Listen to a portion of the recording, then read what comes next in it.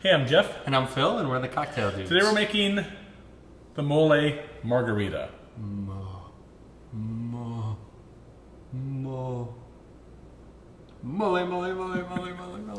You trying to get on the blooper reel or something?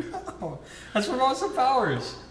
You know, Mole, he's got the mole, mole mole. that infiltrates Dr. Evil's lair, and he's a mole, but he also has a mole on his... Oh yeah, that's that kid. From the Wonder Years. Yeah, what's his name? Oh, I forget his name. You don't know his name. He's gonna go down in history as the kid from the Wonder Years, right? And the guy with the mole on his face. But he comes in, and Austin Powers just is fixated on the mole on his face. That's like Buck. There was some John Candy movie where he had a big mole. No, some lady had a mole with big hair coming out of it. Oh, those things are gross. Same thing. We're not. That's not the kind of mole that we're mixing with our margarita, is it? Right? No, it isn't. This is the Mexican sauce, the mole sauce, right?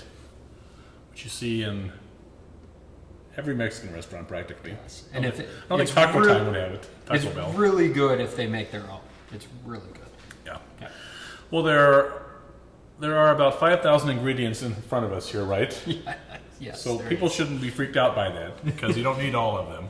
And mole sauce itself has like 5,000 ingredients Oh, yeah. in it. So We have not yet, you and I, made a mole sauce ourselves. Yeah. We've talked about it. that's where we would say panic. This is difficult. That is very involved. We may make it someday because I'd like to. So Right. look out for a video. We may have one someday. But that has to be done in the summertime because you have to do it outside because it gets very smoky. Mm-hmm. But the Puebla region and Oaxaca region in central and southwestern Mexico, southern Mexico, they're kind of best known for their mole sauces, right? Yep, that's true. And there's about 1 million different kinds because every family makes them a little differently. But it's usually a combination of dried peppers, poblano being the main pepper, and then about everything else you could think of. Chocolate is the main ingredient. That wasn't original to the mole sauces. But there's nuts and seeds, dried fruit, tomatillos, all kinds of crazy stuff. More stuff than we can sit here and name. The first time we had the idea for this was at our favorite Mexican restaurant. Yes, When I ordered remember this. their mole, I think it was inside of a burrito, it was some kind of exotic thing. Very embarrassing for me. And I said, "Can I have a little extra sauce?"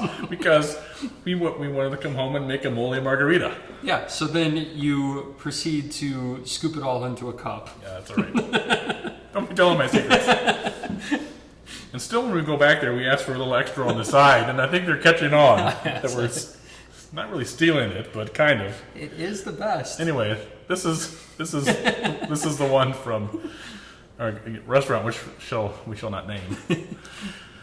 And if you have, some Mexican restaurants just get it out of a big can, I think. So if you find one that makes it themselves and takes pride in making it, and makes a good one, then like stick some in your purse or pocket, right? Right.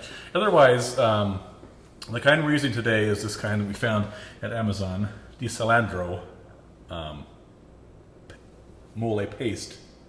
It comes pretty much made. You just add a little chicken stock to thin it out. And it even sounds good. I mean, listen to that Yeah, name. it sounds Italian kind of to me. I don't know. And I was reading it upside down. That was doubly hard. And then these guys from Portland, bunches and bunches, make a nice mole sauce. It's very smoky, which we enjoy too.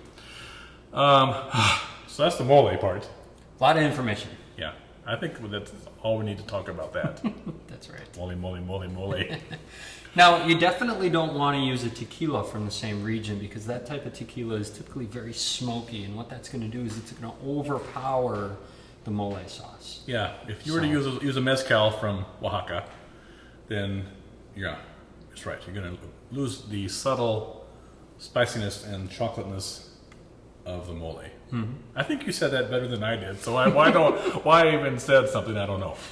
So we're using just a nice tequila, some Cointreau, lime juice, and agave nectar. All right. Yeah. And then we're going to do something that I normally hate doing is rimming the glass with stuff, but we're going to do it because it's good in this case. I normally don't rim glasses because I don't like cleaning up my floor after Jackie and I have company. Right. So, but I will rim it in this case because it really adds a lot to the drink. What we have here is some ground up Mexican chocolate and some chili powder. And just having that on your lips and tongue right before the margarita goes into your mouth is fantastic. So we're gonna just put a little lime juice on the rim of our Kramer glass, and then just kind of touch that to the Mexican chocolate chili concoction. All right. It makes a nice little presentation. Of Yep. course, everybody's sitting here and be like, make the drink. No, I think that they want to hear a little more mole humor. I think they've Mole, heard mole. enough. I think it was Buck Melanoma. I'm glad to meet you. I think that was the one. Something like that. All right. All right, let's make this. 2 ounces of tequila. There we go. This is one of those top shelf tequilas. Literally, it's so big that it has to go on the top shelf, right? Right. Looks like a baseball bat right there. Yeah.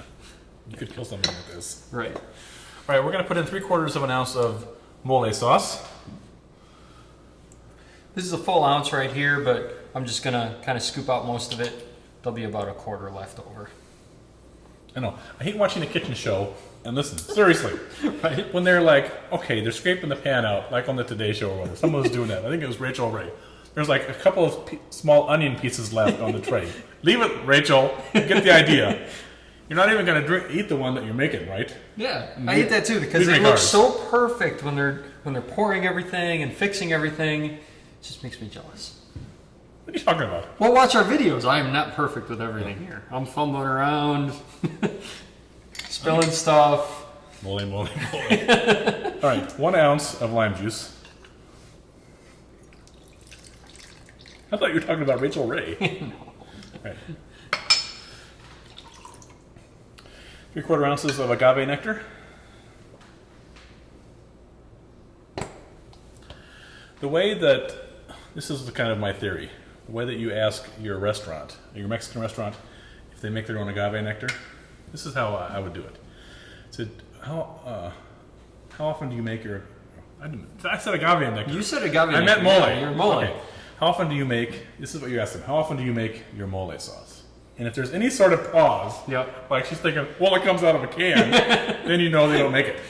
Right. The answer That's- should be that's like, pretty the answer should be, well, whenever we run out, probably, right? Right, Or every yeah. Monday. Or every Monday. Any pause, get your mole somewhere else. Exactly. unless it's good, I guess. Yep. And then just a hint of Cointreau, 1/4 ounce.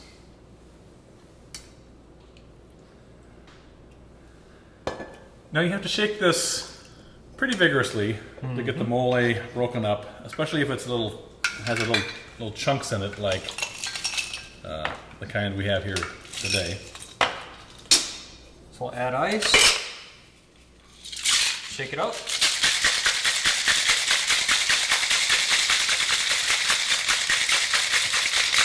That's a workout. Yes, for you.